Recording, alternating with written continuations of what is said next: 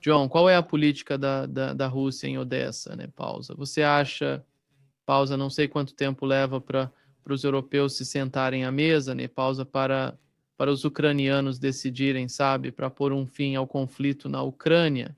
Mas, como você mencionou, os Estados Unidos estão se retirando do cenário. Isso traria muita pressão sobre os europeus, juntamente com os ucranianos. Mas como você vê o futuro de Odessa? Eu penso que um dos pontos cruciais na Ucrânia é a cidade de Odessa e o que aconteceria com ela no rescaldo de qualquer acordo de paz ucraniano. Qual é o tom, a postura por parte da mídia russa, do povo russo, do governo russo? Como é que eles veem a cidade de Odessa? Bem, há uma história longa e complicada aí. Por um lado, posso te dizer que da família da minha esposa russa, pela experiência da maioria dos russos, Odessa é uma cidade cheia de bandidos. E houve algumas famosas comédias em romances e filmes russos sobre a malandragem dos odesitas. Um ponto. Então, não vou romantizar isso. Por outro lado, se você quiser romantizar a cultura russa de Odessa, sim, podemos falar sobre isso também. E eu escrevi sobre isso, caso alguém queira pesquisar Odessa e danças com ursos, a história cultural russa de Odessa. A política atual é que, em primeiro lugar, Odessa tem servido de base para ataques, principalmente britânicos, a navios russos no Mar Negro. E pode-se ver pela forma como o Estado-Maior tem estado a visar Odessa e o Porto e as localizações próximas de mísseis e unidades estrangeiras que têm de haver um fim para o uso de Odessa e da região para atacar a navegação russa no Mar Negro. Dois, não existe a menor intenção, nunca houve e nunca haverá por parte das forças russas, do exército russo, de realmente lutar por esta cidade. Por quê? Uma cidade cheia de criminosos e corruptos como Odessa sempre irá capitular e se renderá à direção do dinheiro. Então, assim que os militares russos puderem neutralizar Odessa como ameaça militar, a ameaça militar pode esperar pela capitulação de Odessa, na única direção para onde os moradores de Odessa sempre irão, o dinheiro. E será o dinheiro russo para o futuro. Então, no meu entendimento e pela forma como as minhas fontes falam sobre Odessa, não há qualquer razão para a Rússia gastar uma força considerável, ou derramar sangue, ou investir tesouros num cerco a Odessa, nenhuma razão. É o movimento para o Ocidente, se conseguir a destruição do exército ucraniano, como vemos a destruição da capacidade do regime de Kiev ou do de Lviv, de mover forças para frente, equipamentos e reabastecimentos e assim por diante. Quanto mais fraco e mais próximo da capitulação estiver o regime em Kiev e o Estado-Maior, mais fácil será a destruição da resistência restante ao longo da linha. Odessa no sul e Kharkiv no norte podem ser deixadas à mercê da influência do dinheiro. E esse, em última análise, será o futuro que será ditado e controlado pela Rússia, porque a prosperidade no período pós-guerra virá exclusivamente do investimento russo. Não serão os pontos 13 e 14 do plano de Miami que Vitkov levou de novo ao Kremlin na semana passada. Esses são os pontos que visam roubar as reservas russas, lembram-se? Foi isso que Vitkov, Kushner, o Kirill Dmitriev, representando o lado russo, idealizaram lá em Miami, a privatização. Estou rindo porque é um ato absurdo, criminoso e pirata. E o presidente Putin, ele chamou isso de pirataria, privatizar os 300 bilhões de dólares em reservas, alocar 100 bilhões de dólares para a reconstrução da Ucrânia e 200 bilhões de dólares para um fundo de investimento com direção dos Estados Unidos. Isto é piratização, conhecida como privatização nunca antes tentada. Isso não vai funcionar, não funcionará em geral e não funcionará em Odessa. O tempo agirá para Odessa passar para o lado russo. E quanto mais fraco for o regime de Kiev, mais profunda será a zona desmilitarizada entre a linha de contato agora e a retirada da Ucrânia. Quanto mais profunda se tornar a zona desmilitarizada, mais isolada a cidade de Odessa ficará e maior será o controle sobre o comércio marítimo do Mar Negro, o que inevitavelmente cairá para o lado russo. Então, o que Odessa vai fazer, afinal? Estou-me repetindo, mas a solução é seguir o dinheiro. Sim, mas a outra preocupação por parte dos russos são esses ataques terroristas contra, por exemplo, né, os petroleiros russos, sabe? Sim.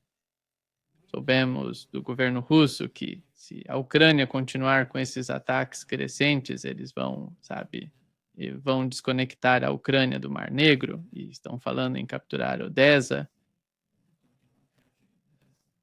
Não há outra forma de contornar Sunikov e, bem, não é a cidade, mas estas bases britânicas, principalmente britânicas, ou bases que usaram mísseis Netuno no passado, se não me engano, e continuaram a disparar drones, a construir drones, a implantar drones, a dispará-los contra petroleiros no Mar Negro. Sim, é precisamente para esses locais que os russos têm dirigido os seus ataques. E os russos também visaram as instalações portuárias por onde os armamentos têm entrado e coisas do gênero.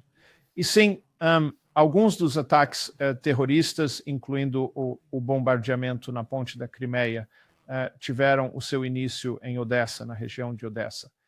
Então, sim, e isso foi enfatizado pelo presidente Putin e pelo primeiro-ministro Modi. Tanto o lado indiano quanto o lado russo concordam que o terrorismo eles vão combater. Mas por terrorismo, eles também se referem ao terrorismo impulsionado pelo Paquistão, que desencadeou a guerra Paquistão-Índia em abril, maio deste ano. E ao tipo de terrorismo que faz parte da guerra da Ucrânia, o contra a Rússia. Então, eu não acredito, peço para ser criticado e corrigido, não creio que se vá encontrar uma força russa significativa que imponha um cerco à cidade de Odessa. As ameaças militares estão em torno de Odessa e estão sendo atacadas quase constantemente, assim como a campanha de guerra elétrica para cortar a energia. Isso responde à sua pergunta? Você se saiu bem. Sim. John, você mencionou a presença do Reino Unido e de seu serviço de inteligência, que, como sabemos, estão ativos em Odessa, e como eles estão, gerenciando, o caso de Odessa, a situação lá. Como você enxerga a política da Rússia em relação a Odessa? Eles realmente querem que Odessa seja totalmente controlada pelos ucranianos? Ou eles preveem algum tipo de cooperação com os ucranianos lá em Odessa a fim de estabelecer um certo equilíbrio na cidade? Eu não sei a resposta para essa pergunta. Por um lado... Mas eles não querem... Sabemos se a Rússia concordaria, se aceitaria que o governo ucraniano o colocasse, agentes estrangeiros, mercenários em Odessa?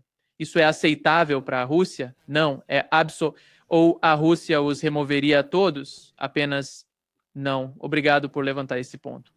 A remoção de todas as unidades estrangeiras, conselheiros estrangeiros e a partilha de informações de inteligência estrangeira do território da Ucrânia é um ponto explícito na proposta russa de termos que foi apresentada em Istambul em junho. Continua a ser parte da razão russa. E Putin disse aos indianos, ele foi jantar com o primeiro-ministro Modi e ele explicou ao primeiro-ministro Modi. E Modi agora concorda e entende que não pode haver ocupação de nenhuma parte do território ucraniano por forças estrangeiras, compartilhamento de inteligência estrangeira, apoio estrangeiro ao terrorismo que ataca, que equivalem a ataques à continuação da guerra contra o território russo. Então, a limpeza os subúrbios de Odessa são uma tarefa militar. Serão completamente limpos. O que restará será a prontidão da população de Odessa para ir às urnas. Agora, quando o prefeito de Kiev, de Odessa, convocou uma votação sobre a remoção da estátua da Imperatriz Catarina, a grande de uma praça da cidade em Odessa, a votação foi, grosso modo, uma maioria a favor da remoção de Catarina. Mas isso foi quando Kiev controlava o prefeito e quando a capacidade do regime de Kiev, apoiado e financiado pelos Estados Unidos, pela OTAN e pelos britânicos, isso foi quando Odessa estava sob controle. Esse controle está desaparecendo. Não posso te dizer isso que o prefeito que está sob investigação por estar sendo demasiado perto dos russos, esse pequeno incidente das últimas semanas mostra o quão nervosa Kiev se encontra com a possibilidade de Odessa votar com os seus próprios bolsos e se mover novamente, como sempre o fez, historicamente, na direção do dinheiro russo. Eu não acho que os votos serão dados para colocar Catherine de volta em seu pedestal, não agora, mas em breve, em algum momento após a capitulação do Estado-Maior em Kiev. Quanto mais fraca Kiev estiver internamente, e podemos ver, seu podcast revelou de forma útil a quantidade de conflitos internos que há.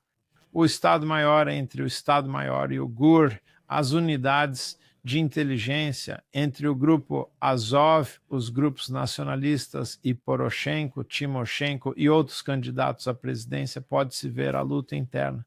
As brigas internas significam que eles estão fracos. Fraqueza significa que não conseguem controlar Odessa e também outras cidades. Se não conseguem controlar Odessa, se não conseguem impor obediência, eles falharam em mobilizar, tirando crianças das ruas. Tudo isso enfraqueceu a administração municipal leal a Kiev. Quando alguém, o prefeito de Odessa e a delegação de cidadãos se reunirão e apresentarão a chave da cidade ao general russo mais próximo, bem, essa cerimônia não vai acontecer cedo. Quando digo cedo, digamos que acontecerá, metaforicamente falando, depois do colapso do regime de Kiev. Então, veremos se as eleições, a desmobilização das Forças Armadas da Ucrânia, o término da lei marcial e a realização de novas eleições, veremos para que lado se inclinam os votos dos cidadãos de Odessa. Qual candidato e se o voto para os odessitas acaba por se tornar uma muito maior, como dizer, integração com a Novorossia. Isso seria um começo. Veremos também que tipo de comércio marítimo, portos marítimos restam à Ucrânia no regime que sobrar. E eu diria que continua sendo estratégia dos Piumai manter uma operação portuária viável na Ucrânia. Olha bem, se eles vão conseguir isso, nós realmente não sabemos. Mas Odessa, o futuro de Odessa, está destinado a ser muito mais independente de Kiev do que jamais foi desde o colapso da União Soviética.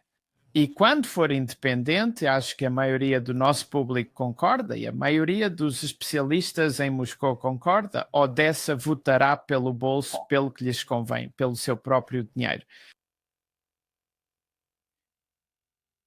John, nós sabemos que o novo mapa da Ucrânia é totalmente diferente do que a Ucrânia inteira antes do conflito que começou em 2022. E a realidade atual da Ucrânia é que, neste momento, a parte leste da Ucrânia ela já faz parte da Rússia. E isso mudaria enormemente, os movimentos políticos e sociais dentro da Ucrânia. E nós sabemos, por outro lado, sabemos que um dos objetivos dos russos é conseguir um governo amigável, na Ucrânia. Com o novo mapa da Ucrânia, isso é possível? Como conseguem gerir isso? Como isso é possível? E como... você acha que a parte ocidental da Ucrânia elegerá alguém que esteja disposto a trabalhar com os russos? Se esse for o objetivo principal, afinal, no rescaldo de qualquer acordo, qualquer pacto? Bem, muitos pontos muito importantes você acabou de mencionar, Nima. Não é apenas o mapa que mudou. A população é metade da população que era antes. E os ucranianos no exterior não têm nenhum desejo de retornar. Eles se sentem em melhor situação nos países que os acolheram, mesmo que a Polônia, a Alemanha, o Reino Unido e outros países como a França considerem a presença dos ucranianos um fardo, tanto do ponto de vista social. Politicamente e pessoalmente oneroso e desagradável. No entanto, então você tem um país que é metade da população e que terá uma zona desmilitarizada e nada mais do que uma força de segurança policial a leste do rio Dnieper. O que você terá? Você terá o compromisso contínuo por parte dos serviços secretos britânicos, dos serviços secretos americanos e dos serviços secretos alemães para inspirar a Gladio a operação para manter as pessoas no lugar e perpetuar a guerra contra os eslavos malvados. Essa era a política deles, a política americana, a política britânica, a política alemã, após a Segunda Guerra Mundial, a partir de 1945. E eles estão implementando essa capacidade Gladio de permanecer para continuar a travar guerra contra a Rússia, e está em andamento agora. É uma das razões pelas quais alguns dos como é que se diz, elementos fascistas ou nazistas no nacionalista ucraniano. A oposição militar e política a Zelensky quer terminar a guerra rapidamente para que lhes reste algo das suas estruturas militares a partir das quais possam crescer. Eles precisam dessas estruturas para serem preservadas, para continuar a tirar dinheiro, para continuar a luta. Se ser baseado em Lviv, mais provável do que em Kiev. Então, há esse tipo de pressão, pelo que entendo, dentro das lutas de sucessão, das lutas políticas em Kiev neste momento. E a melhor forma, como já disse, é ler os eventos na Ucrânia de Korotayev. É um bom site que resume e analisa de forma inteligente e independente a política interna da Ucrânia. Algo que está muito além da minha capacidade, dos meus recursos e das minhas fontes para poder te dar as respostas. Então, com uma força que permanece em casa, dedicada ao que será rotulado como terrorismo contra a Rússia, para sempre. O que se pode fazer? O que você pode fazer? Bem, você faz o que a União Soviética fez depois da Segunda Guerra Mundial. Você monta operações significativamente custosas para suprimir a geração de terroristas e suas armas. Você motiva a nova geração a buscar a paz, a encontrar emprego e a construir um futuro. Você desenvolve uma estratégia de corações e mentes, para ser bem simples. Mas corações e mentes sempre virão acompanhados de bolsos. E o MI6, a CIA e o BND da Alemanha sempre estarão fornecendo dinheiro a forças antirrussas na Ucrânia, como fazem em todo lugar. Subversão, operações militares e de forças especiais e terrorismo é o que eles fazem, o que os sustenta. Então, como a Rússia vai responder a esse nível de conflito em andamento? Bem, vamos ver. Vamos ver. É melhor que a gente diga que vamos ver o que eles vão fazer, porque podemos contar com eles para serem bastante eficazes. Sim. Muito obrigado, John. Foi um grande prazer, como sempre. Grato por Nima.